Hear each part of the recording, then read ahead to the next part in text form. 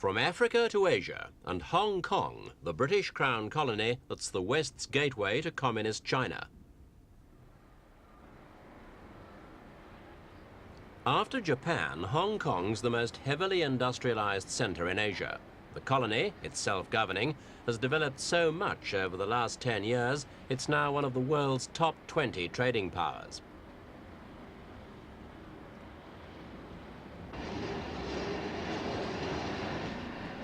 These people produce goods ranging from televisions to textiles and toys. Hong Kong's also a key trading and financial center. Most international companies have their Asian headquarters there. Many of its 4.5 million people, virtually all are Chinese, live in a Western-style skyscraper city-state that's often compared with New York's Manhattan.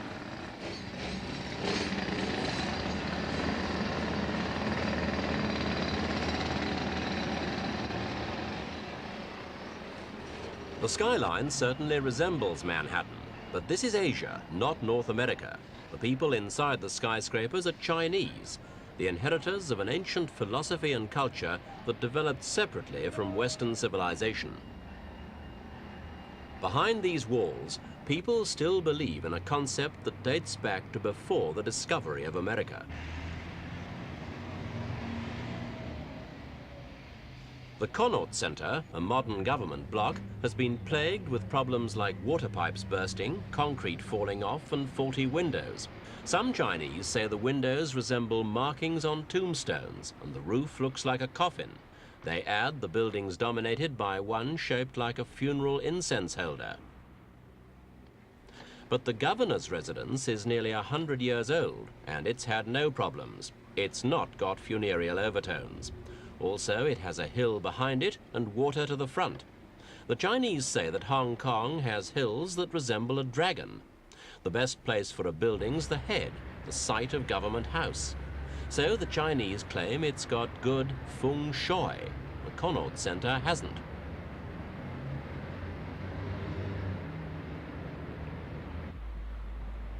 Fung Shui means wind and water.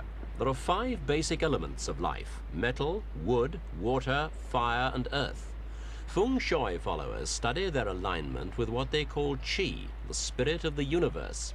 Qi is the energy created by the pulling between 2 opposites, yin and yang, female and male, dark and light. The balance of the 5 elements with the 2 opposites determines the flow of the qi. Things like positions of hills, water and wind, plus the shapes and heights of things affect the flow of qi.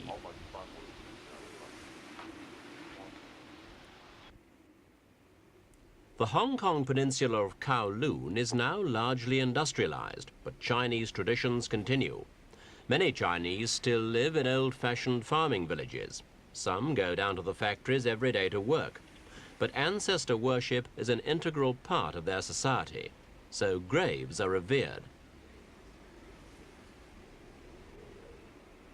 Feng Shui is the factor that determines the siting of a grave. Its believers say that if the flow of the tomb's qi is not correct, the deceased spirit won't be cooperative towards its descendants. This grave is ideally sited. It's not dominated by anything, especially a hill, and it's facing the sea. Having a hill behind it and facing water are important in the siting of any building, especially a final resting place.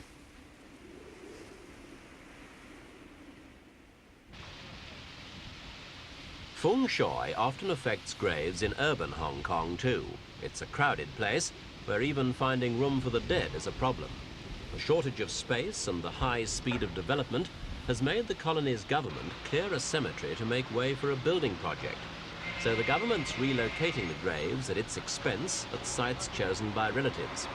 In many cases, it's a straightforward procedure, but the concepts of Feng Shui are believed at all levels of Chinese society.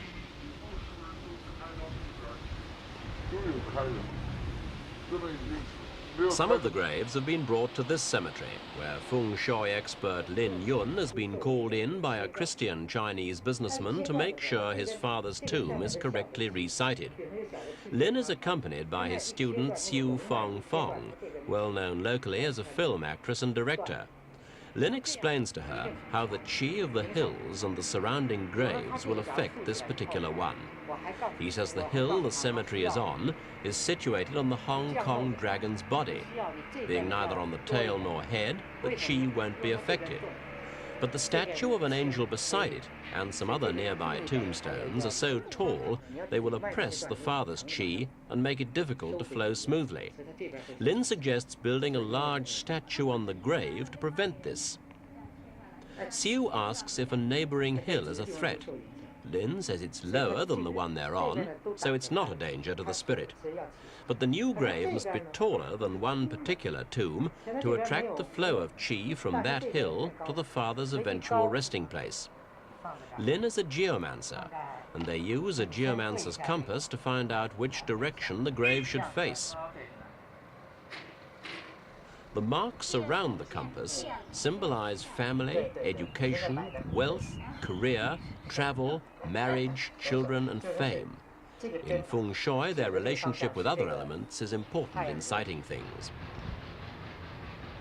These are the graves being moved. The old cemetery is next door to a horse racing track, and some people say the yin or female qi of the graves is unlucky for the people who work there.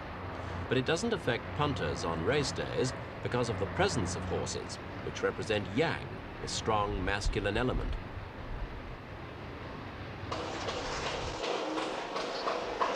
Fung Shui was an important issue when the government moved some rural villagers from their old homes to comfortable new ones. The temple housing the villagers' revered qi tong had to be sited and redesigned to give it the best qi possible.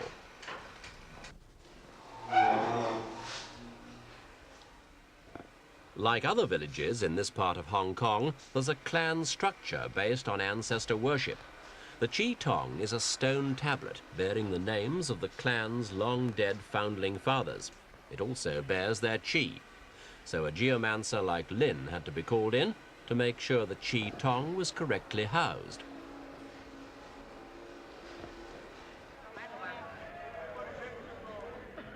Even a crowded everyday place like a food market poses problems for Fung Shui believers. The threat doesn't come from inanimate things like these ginger roots.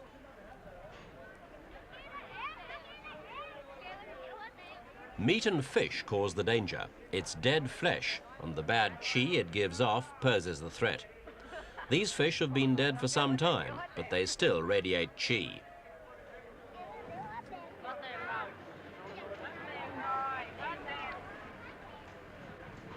Pigs and fowl are slaughtered in many Chinese markets, while fish lie dying on slabs.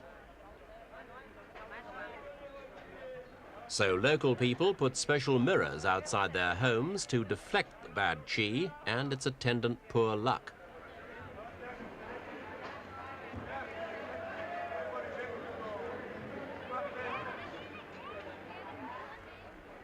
With all that potential misfortune around, few of the local Chinese don't take the simple precautions. It's an ancient Chinese belief that evil spirits can only move in straight lines.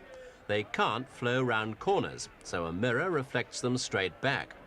Some of the mirrors also bear symbols known to be hated by evil spirits as extra insurance. But Fung Shui doesn't concentrate on death. It's part of life, in the family or at work. This is one of the older sections of Hong Kong. It's full of shops and stalls selling the mirrors, plus a host of other knickknacks for believers. Thousands of Hong Kong Chinese, especially the older ones, believe in the cult. Fung Shui has its origins in Buddhism, but Christians and followers of other faiths respect and even practice it now.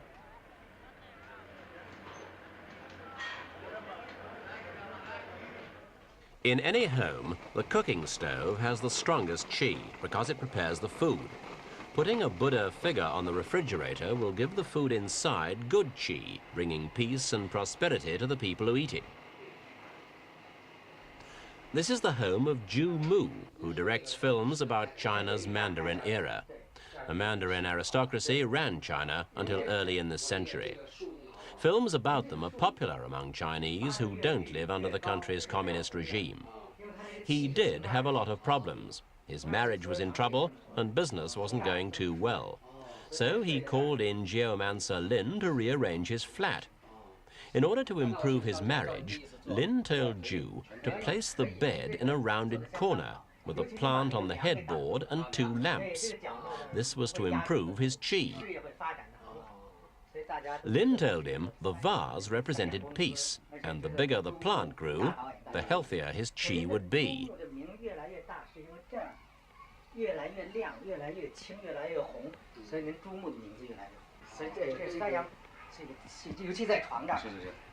Why do people believe in Fung Shui? One educated Chinese follower said, if you believe in it, it exists.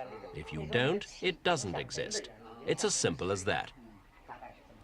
This mirror is to attract good professional opportunities. The fat, smiling Buddhas will improve Ju's flat's qi and attract wealth. He's gathered a wealth of Fung Shui talismans to attract the right spirits. The ship models to make Ju's films travel to many places. He was born in the year of the ram, so the ram should bring him luck. Red's the traditional good luck color of the Chinese. Most brides choose it for their wedding dress.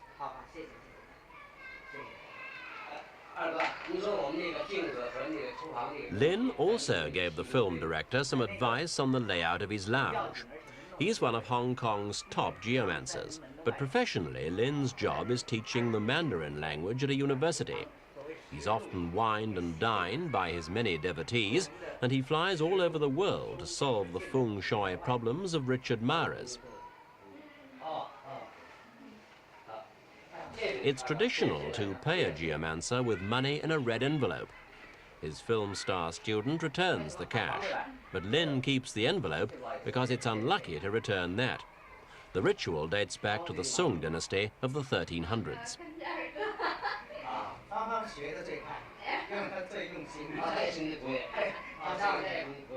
Fung Shui's popularity is now making its presence felt outside Asia.